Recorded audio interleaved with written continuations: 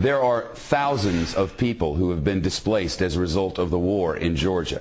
Tens of thousands, even hundreds of thousands if you believe reports. Among the unfortunate civilians caught in the crossfire in this conflict, a 12-year-old girl from outside San Francisco. Amanda Kokoyeva was in South Ossetia for a month-and-a-half-long visit with her relatives. She was with family members in a cafe, and all of a sudden, bombs were falling outside. A 12-year-old girl. She spent the night in her uncle's basement. She was able to flee to Russia, flee to the north, catch a flight home from Moscow. With us now, Amanda Kokoyeva and her aunt Laura, live with us from our San Francisco bureau.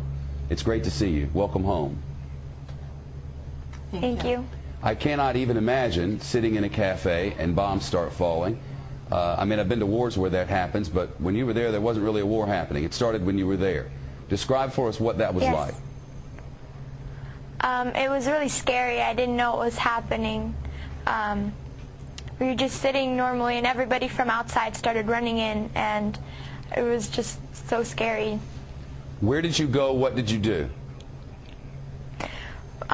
We called my uncle on the restaurant house phone because our cell phones weren't working.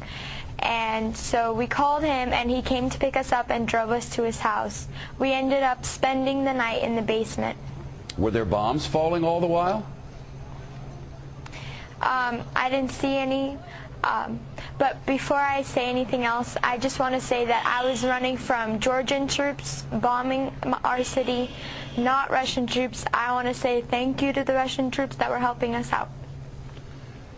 Where is your family now, and how are they?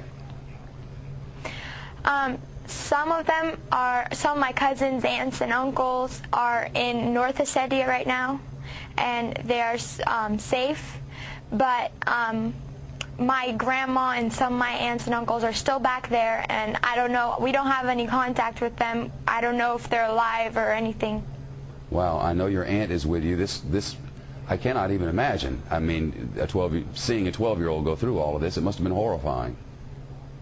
Yeah, it was horrifying for all of us, and main thing I wanted to say on the television, I want you to know to whom to blame on this conflict. That's Mr. Saakashvili, who started this war, and Mr. Saakashvili, who is aggressor, and who in 2 days my people, Ossetian people, were killed and were under bombed, and 2,000 people were killed in 1 day, and that's what I am against. I would never cut you off. Unfortunately, a commercial break will take us there in 4 seconds, whether we like it or not. I'll bring you back after the commercial. You don't want to hear that. I'll be right back with you. Stay by. Back with us from San Francisco. This program ends in less than a minute, but I want to give you 30 seconds to complete your thought.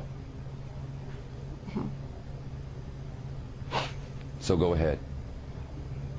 Yes, my house is burned in South Ossetia, where I lived, and we can blame only one person, and Georgian government. I'm not blaming Georgian people. I'm blaming Georgian government, and he has to resign. Well, that's certainly what the Russians want. If I had more time, you would get it, but I have but 5 seconds. Thank you both.